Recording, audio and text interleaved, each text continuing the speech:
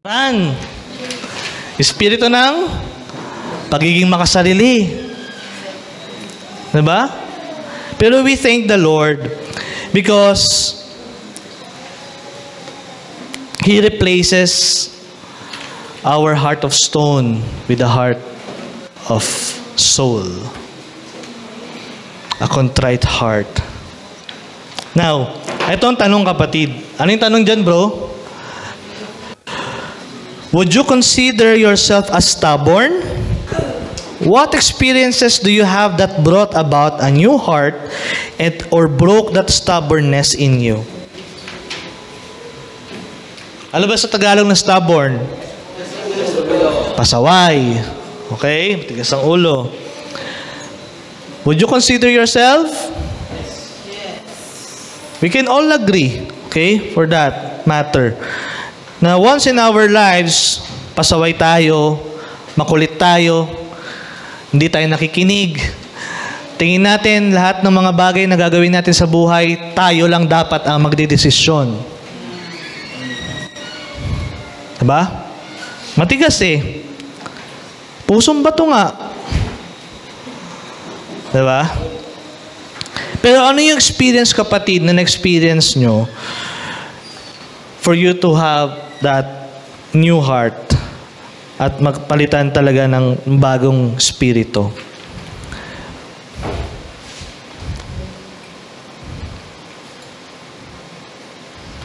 Meron ba? Sige, wag mong pigilan ang sarili mo.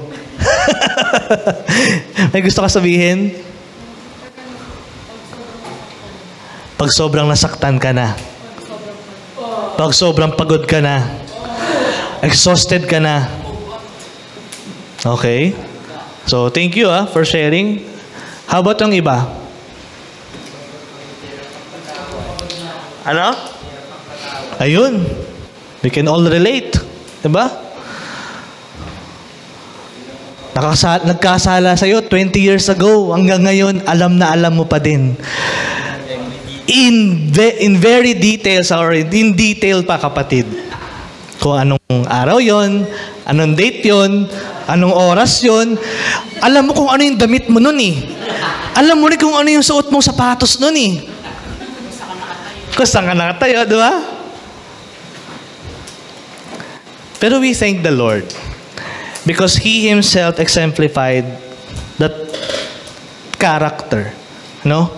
About forgiveness, about love, diba? About rest. Ayan, tired, diba? He's our rest. So, it's very important, kapatid, that we acknowledge, diba, the greatness of God sa ating pong buhay. True repentance is proven by deeds. Okay? In Acts 26:20, sabi dyan ni Paul, first to those in Damascus, then to those in Jerusalem, and in all in Judea, and to the Gentiles, I preach that they should repent and turn to God and demonstrate their repentance by their deeds. One way of expressing true repentance is correcting wrongs done. Amen? And this will only happen if one becomes willing to humbly face the consequences of his action. Okay. So it's very important, kapatid, na para tayo makaranas ng tunay na pagsisisi, nakikita po sa ating gawa. Sa ating pong aksyon. Diba? Ito nga, example dito, si Zacchaeus, diba? Zacchaeus is a tax collector. Kapag ikaw ay isang tax collector during the ancient times, ikaw ay salot sa lipunan. Ikinahihiya ka. Okay? Sinusuka ka. But then, when Zacchaeus came to know the Lord Jesus Christ, he committed or he pledged na ibalik 4 times lahat ng kanyang ninakaw. Lahat ng kanyang kinuha. Okay? So, what are the evidences in your life that show you have truly repented? Ano ba? Okay? Busog na tayo kanina sa sermon kaninang umaga no? About the fruit of the Holy Spirit. And this time, what are the things o ebidensya sa buhay po natin na talaga po ba tayong tunay nagsisi sa ating pong mga buhay? Okay? Kung dati sa atin ay okay lang na, na magsinungaling,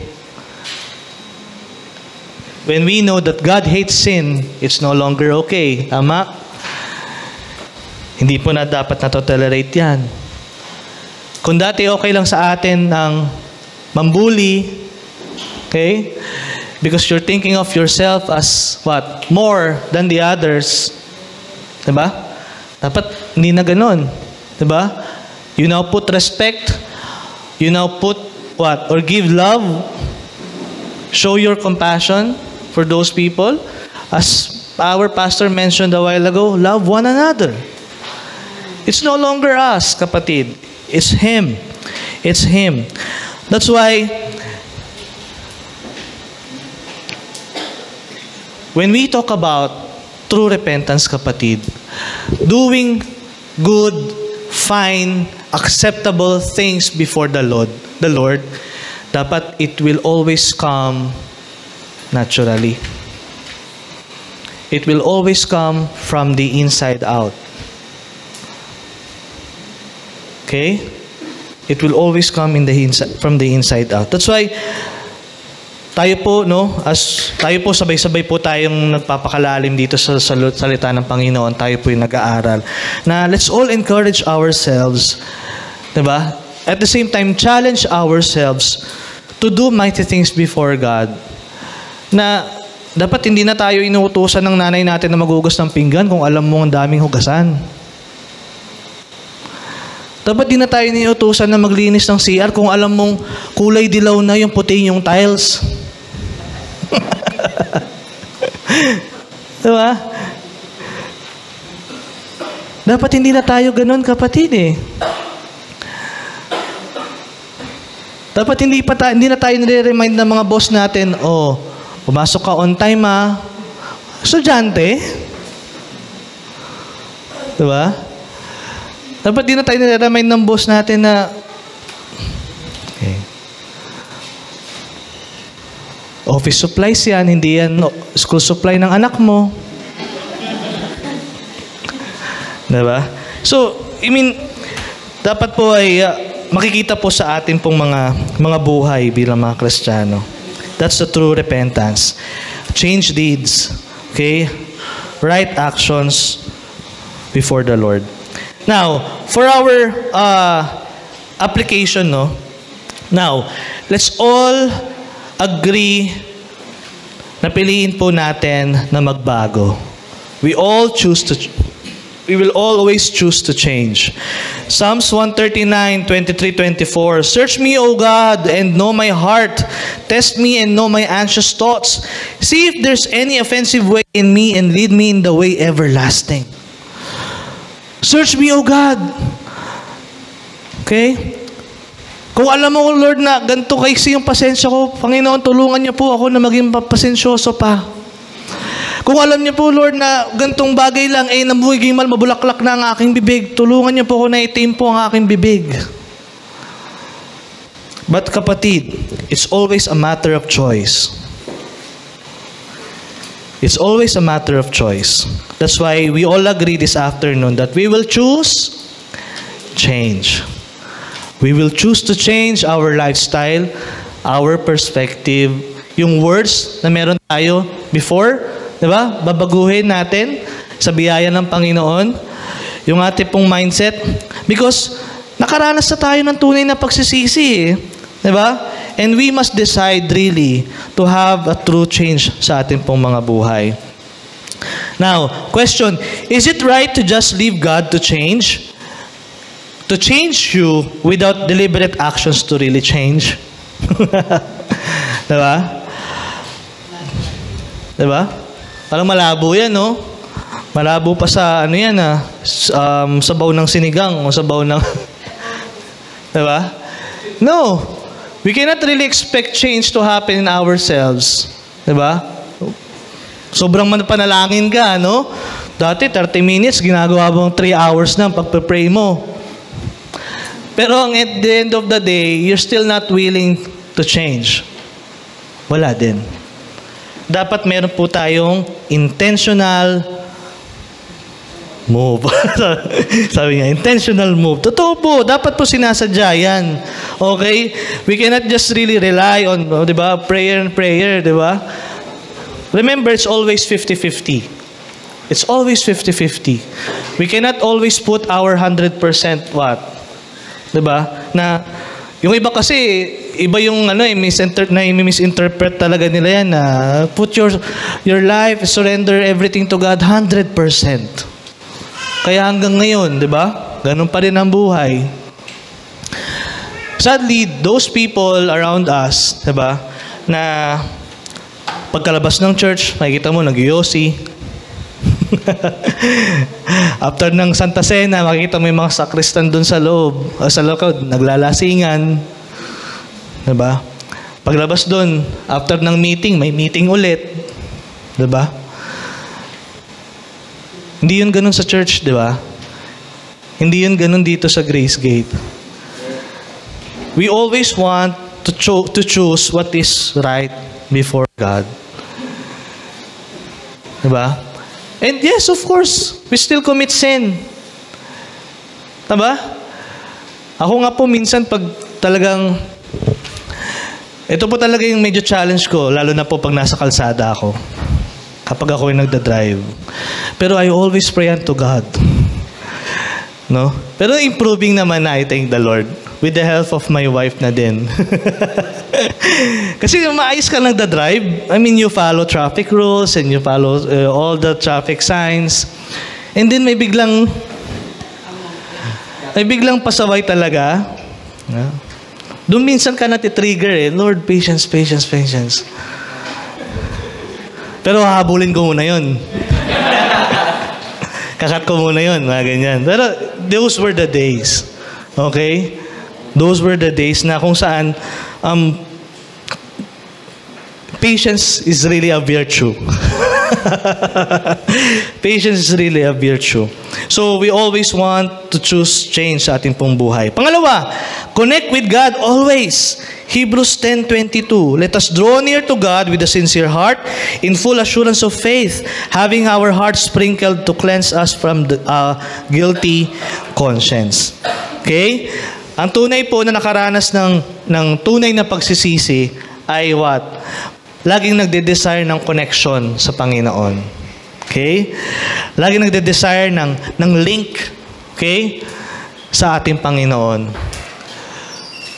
Dahil if we are connected, di ba, to the source, to the vine, di ba, mas lalo po nating ma-appreciate ang life and purpose dito sa mundong ito. Kaya, sabihin mo sa katabi mo, kumonek ka palagi ha. Connect ka palagi. Connect ka palagi.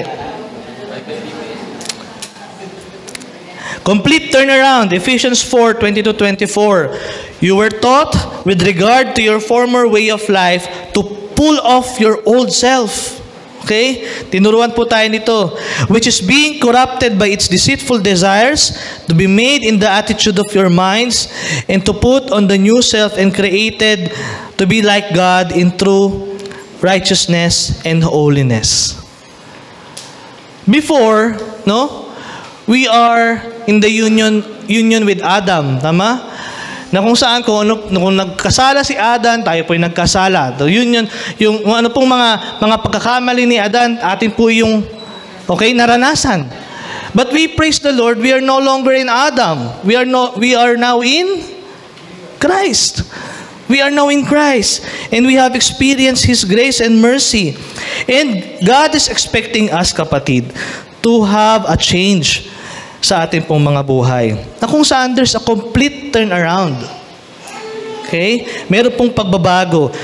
Meaning, leaving your sinful ways behind, avoiding situations where you can fall into sin again, and strive to be pure before God. Avoiding situations where you can fall into sin again. Okay? Remember, choosing to change, it's always intentional. Tama? And for us to choose yung mga bagay na makapagbigay ng glory sa ating Panginoon, we also what? Choose or avoid situations na makapaglalapit po sa atin to temptation and later on commit sin. Tama? Kung before, you are being tempted to do everything that you want. Kapag nasa isang kwarto ka lang, and you have your phone, and you have internet, dati isipin mo na kung anong gusto mong isipin.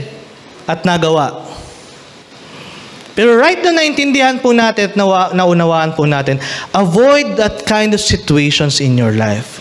Meaning, kung ikaw lang mag-isa sa bahay nyo, huwag kang mag-iisa. Huwag kang magstay sa kwarto mo. Kasi ang tendency niyan, malamang sa malamang, ang probability niyan, 99.99%, magkakasala tayo. Kung ano-ano ng website ang bubuksan natin. Kasi mag-isa ka lang eh. Wala naman nakakakita sa'yo. Diba? Kung dati mahilig kang mag-bar, mag-party-party every Friday night, diba? After your job or after your school. Ngayon, discipleship party na. Okay? Gastos lang yun, kapatid. Magkano isang long neck? Diba? Magkano? Ay, nagtanong dito, magkano long neck? Baka may nagtitinda kasi. Diba?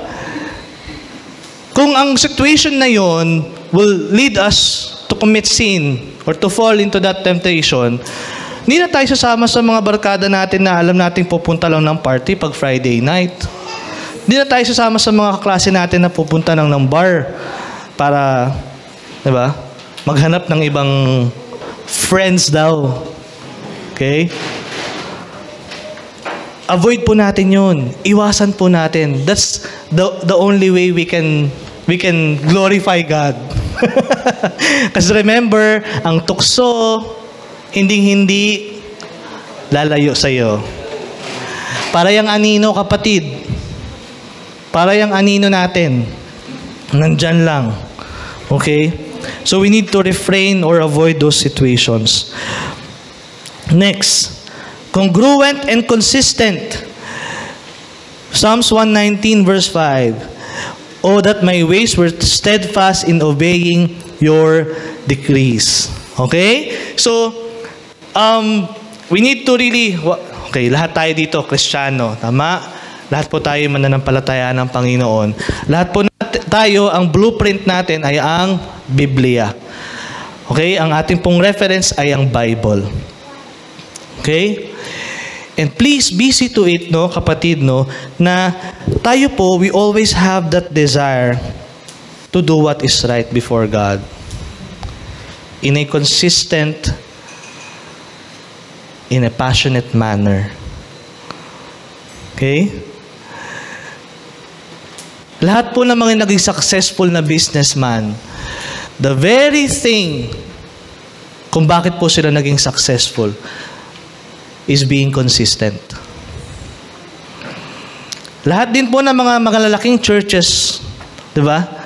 Or negosyo nowadays, the key or primary ingredient in their success is being consistent. Kasi sa atin, madali lang naman sumuko eh. Madali lang naman mag-give up. Madali lang naman huminto. Di ba? Pero yung maging consistent in doing things before God, it's a challenge for all of us.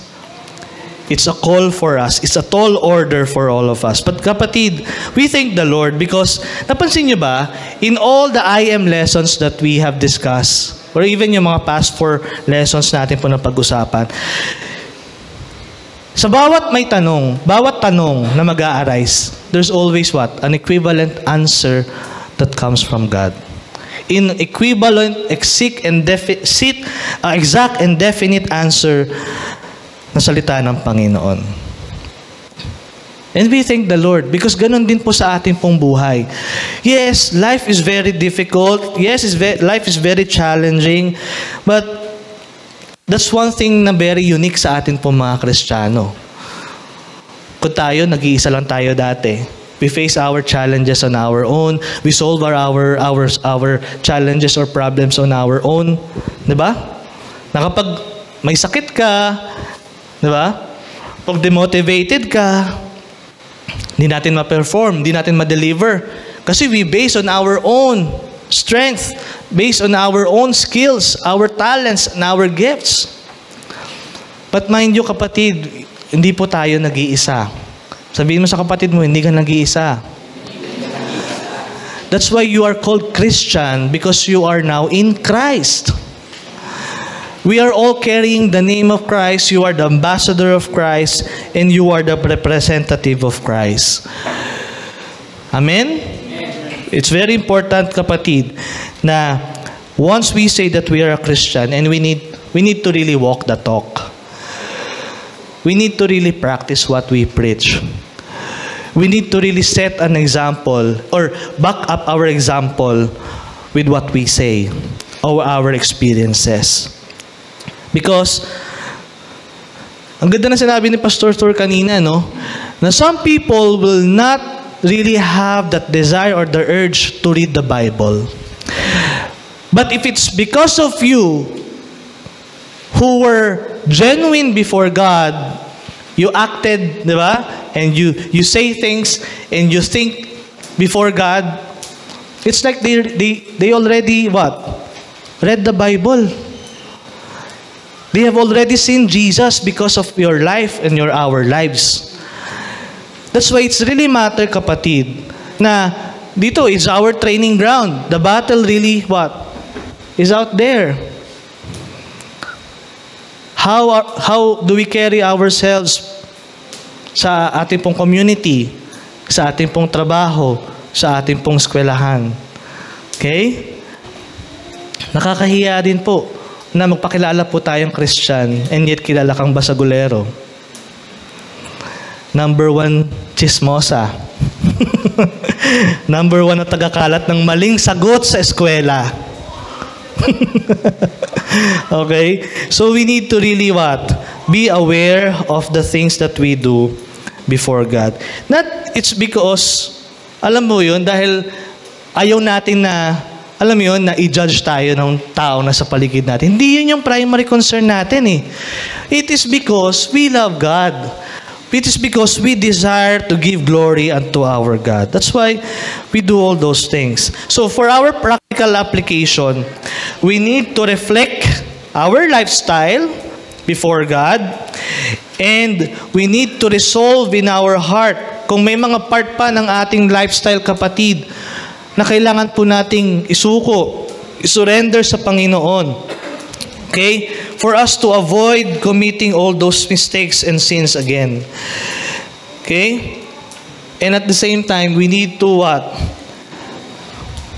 Be part of a group of people whom you know na makapag-encourage po sa atin, makapagpalago po sa atin sa ating spiritual walk or journey before our God. Amen? We thank the Lord for that. True repentance, it's not just a one-time event, kapatid. Okay? True repentance, it's a process. It's a lifetime process. Why? Dahil patuloy po tayo nagkakasala. That's why it's very important that we seek what? Forgiveness from the Lord each and every day of our lives. Pero ang kaibahan po natin, di ba? Ito po yung napag-aralan natin kanina, di ba? Na it's not just what you ask forgiveness and then okay na yun. Kasi at the back of your mind, gagawin natin ulit yun. Magagawa natin ulit yun. In the next 2 days, in the next week, in the coming weeks, in the coming months. Okay? But then, kapatid, it's very important sa atin po bilang mga mananampalataya ng Panginoon that we have the urge, magkaroon po tayo ng inner or internal awareness not to do it anymore. Amen? Pag sumikapan po natin, lalo na yung mga, ayun mo yung habit kasi, di ba? Pag sinabing habit, may ugat na yan sa'yo eh. Inugatan na talaga yan sa'yo. Okay? But then, kapatid, kailangan po nating magpursige at mag-ask ng help sa ating Panginoon na unti-unting mabago yung mga bagay na iyan. Amen? Okay? Let's continue to strive greatness, goodness, diba? Before God in everything that we do. May it be in our words, actions, and our thoughts. Let us pray. Lord, dear Heavenly Father, we thank you once again for being so good to us. For being so patient, O God. Sa katigasan, Lord, ng aming pong mga ulo, sa aming pong mga pagiging pasaway. Lord, with all those habits or part na, Lord, ng aming lifestyle na nabalutan na, Lord, ng maskara or kasinungalingan ng kaaway, na we take it as if okay lang, na we take it as if na wala namang masama. But Lord, I pray